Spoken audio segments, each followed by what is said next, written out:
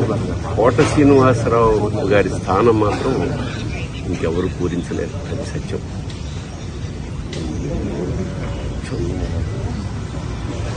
ఆయన మనశ్శాంతి, పరమేశ్వరుడు కుటుంబాన్ని మనశ్శాంతిని కలిగించాలని మనస్ఫూర్తిగా ప్రార్థిస్తాను.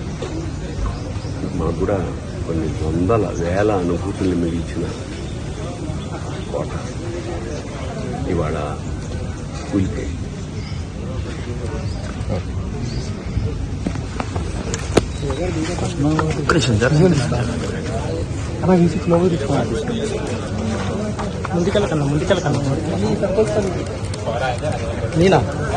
నేనే చేసిన